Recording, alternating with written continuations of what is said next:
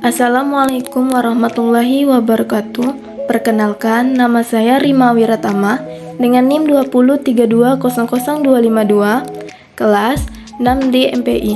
Baiklah, di sini saya akan menjelaskan materi tentang konsep mutu Edward Salis, dosen pengampu Bapak Dr. Pridianto, MPDI, mata kuliah Sistem Penjaminan Mutu. Baiklah, di sini saya akan menjelaskan tentang konsep mutu menurut Edward Salis. Menurut Edward Salis, mutu adalah sebuah hal yang berhubungan dengan gairah dan harga diri bagi setiap institusi. Mutu adalah agenda utama dan meningkatkan mutu adalah tugas yang paling penting. Meskipun demikian, ada sebagian orang yang menganggap mutu sebagai sebuah konsep yang penuh dengan teka-teki. Mutu dianggap sebagai suatu hal yang membingungkan dan sulit diukur. Mutu dalam pandangan orang terkadang bertentangan dengan mutu dalam pandangan orang lain. Jadi, tidak aneh jika ada dua pakar yang tidak memiliki kesimpulan yang sama tentang bagaimana menciptakan institusi yang baik. Mutu memiliki pengertian yang bervariasi. Nomi dan Ana bersepakat bahwa mutu merupakan konsep yang licin. Mutu mengimplikasikan hal-hal yang berbeda pada masing-masing orang. Inilah yang kemudian dipahami sebagai masalah di sekitar pemahaman terhadap mutu. Mutu merupakan suatu ide yang dinamis, sedangkan definisi-definisi yang kaku sama sekali tidak akan membantu. Karena itu, dibutuhkan suatu pemikiran dan pemahaman yang komprehensif.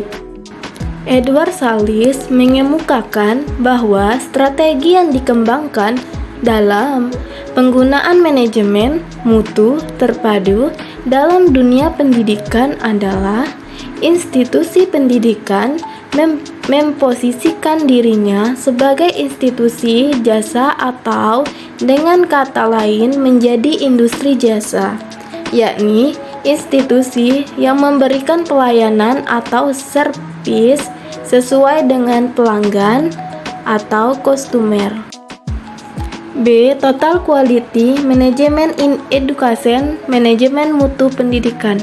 Menurut Edward Salis dalam bukunya menjelaskan manajemen mutu terpadu atau MMTP sekolah dipahami sebagai unit layanan jasa, yakni pelayanan pembelajaran sebagai unit layanan jasa.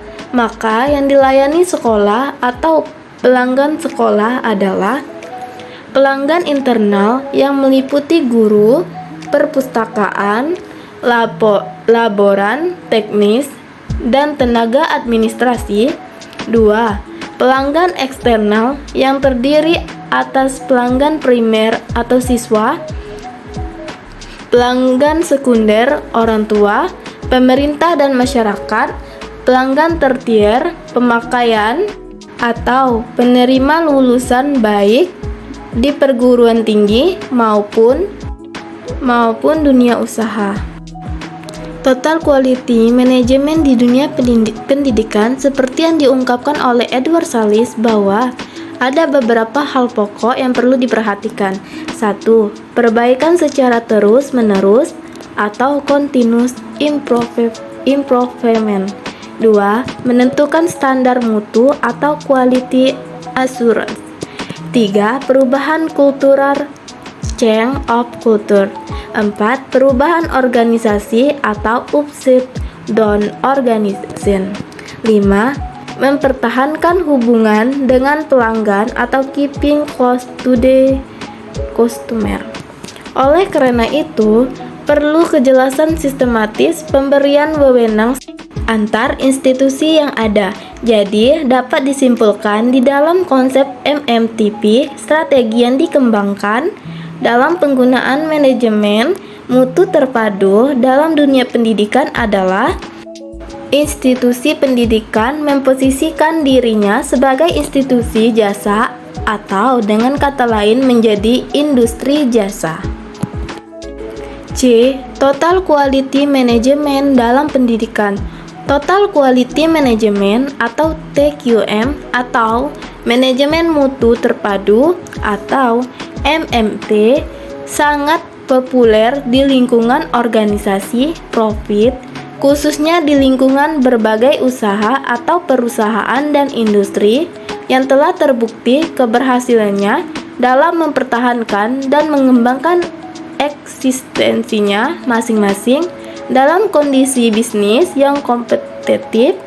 Kondisi seperti ini telah mendorong berbagai pihak untuk mempraktekkannya di lingkungan organisasi non-profit, termasuk di lingkungan lembaga pendidikan.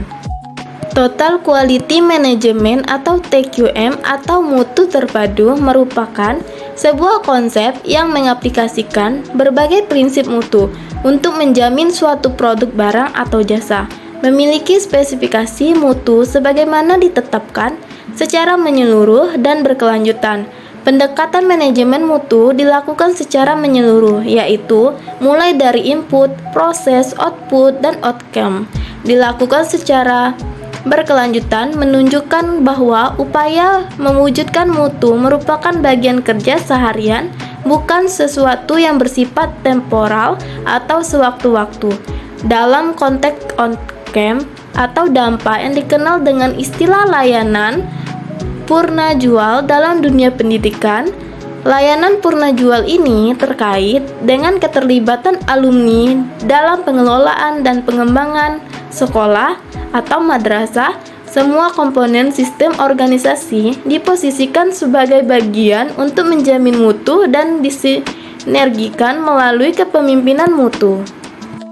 Edward Salis mengemukakan bahwa strategi yang dikembangkan dalam penggunaan manajemen mutu terpadu dalam dunia pendidikan adalah institusi pendidikan memposisikan dirinya sebagai institusi jasa atau dengan kata lain menjadi industri jasa, yakni institusi yang memberikan pelayanan atau servis sesuai dengan apa yang diinginkan oleh pelanggan atau customer.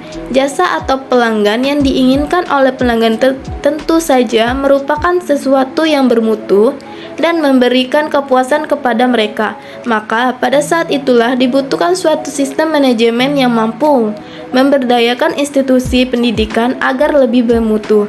Manajemen pendidikan mutu terpadu berlandaskan pada kepuasan pelanggan sebagai sasaran utama.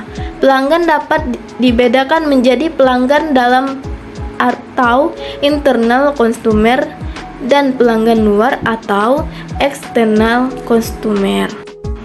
Dalam dunia pendidikan yang termasuk pelanggan dalam adalah pengelola institusi pendidikan itu sendiri, misalkan manajer, guru, staf, dan penyelenggara institusi.